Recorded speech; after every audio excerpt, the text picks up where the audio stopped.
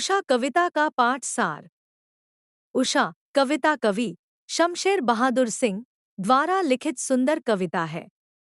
इस कविता में कवि ने सूर्योदय से ठीक पहले आकाश में होने वाले परिवर्तनों को सुंदर शब्दों में उकेरा है।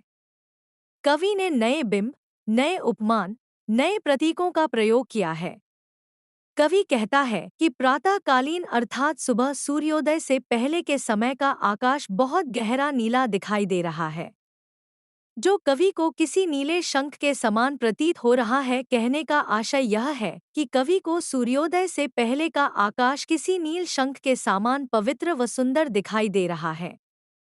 धीरे धीरे सुबह का आसमान कवि को ऐसा लगने लगता है जैसे किसी ने राख से चौका लीपा हो, अर्थात आसमान धीरे धीरे गहरे नीले रंग से राख के रंग यानी गहरा स्लेटी होने लगता है। प्रात काल में ओस की नमी होती है, गीले चौके में भी नमी होती है, अतः नीले नभ को गीला बताया गया है। साथ ही प्रातःकालीन वातावरण की नमी ने सुबह के वातावरण को किसी शंख की भांति और भी सुंदर, निर्मल व पवित्र बना दिया है। धीरे धीरे जैसे जैसे सूर्योदय होने लगता है तो हल्की लालिमा आकाश में फैल जाती है। उस दृश्य को देखकर ऐसा लगता है जैसे काली रंग की सिल अर्थात मसाला पीसने के काले पत्थर को लाल केसर से धो दिया गया है। सुबह के समय आकाश ऐसा लगता है मानो किसी बच्चे की काली स्लेट पर किसी ने लाल खड़िया मिट्टी, चिन्ह बनाने के काम आने वाली मिट्टी, मल दी हो। सूरज की किरणें सूर्योदय के समय ऐसे प्रतीत हो रही है जैसे किसी युवती की सुंदर गोरी काया अर्थात शरीर साफ नीले जल में झिलमिला रहा हो। कुछ समय बाद जब सूर्योदय हो जाता है अर्थात जब सूर्य पूरी तरह से आकाश में निकल आता है, तब उषा यानी ब्रह्मा वेला का हर पल बदलता सौंदर्य एकदम समाप्त हो जाता है। ऐसा प्रतीत होता है जैसे प्रात कालीन आकाश का जादू भी धीरे धीरे खत्म हो रहा है। काव्यांश एक। प्रात नभ था बहुत नीला शंख जैसे, भोर का नभ राख से लिपा चौका अभी गिला पड़ा है। व्याख्या उपरोक्त पंक्तियां आरोह भाग 2 में संकलित कवि शमशेर बहादुर सिंह द्वारा रचित उषा कविता से उद्धृत है। इन पंक्तियों में कवि सूर्योदय का मनोहारी वर्णन करते हुए कहता है कि प्रातःकालीन अर्थात सुबह सूर्योदय से पहले के समय का आकाश बहुत गहरा नीला दिखाई दे रहा है, जो कवि को किसी नीले शंख के समान प्रतीत हो रहा है। कहने का आशय यह है कि कवि को सूर्योदय से पहले का आकाश किसी नील शंख के समान पवित्र व सुंदर दिखाई दे रहा है। धीरे धीरे सुबह का आसमान कवि को ऐसा लगने लगता है जैसे किसी ने राख से चौका लीपा हो, अर्थात आसमान धीरे धीरे गहरे नीले रंग से राख के रंग यानी गहरा स्लेटी होने लगता है। और सुबह वातावरण में नमी होने के कारण कवि को वह गहरे स्लेटी रंग का आकाश ऐसा प्रतीत होता है जैसे राख से किसी ने चौके यानी खाना बनाने की जगह को लीप दिया हो, जिस कारण वो अभी भी गीला है। कहने का अभिप्राय यह है कि प्रात काल में ओस की नमी होती है, गीले चौके में भी नमी होती है, अतः नीले नभ को गीला बताया गया है।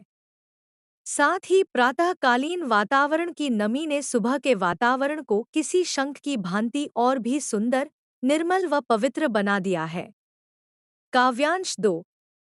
बहुत काली सिल जरा से लाल केसर से कि जैसे धुल गई हो, स्लेट पर या लाल खड़िया चाक मल दी हो किसी ने।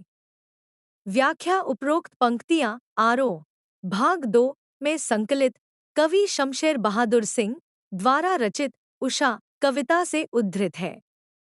इन पंक्तियों में कवि सूर्योदय का मनोहारी वर्णन करते हुए कहता है कि धीरे धीरे जैसे जैसे सूर्योदय होने लगता है तो हल्की लालिमा आकाश में फैल जाती है। उस दृश्य को देखकर ऐसा लगता है जैसे काली रंग की सिल अर्थात मसाला पीसने के काले पत्थर को लाल केसर से धो दिया गया है। यहाँ कवि ने काली सिल को अंधेरे के समान तथा सूरज की लालिमा को केसर के समान बताया है।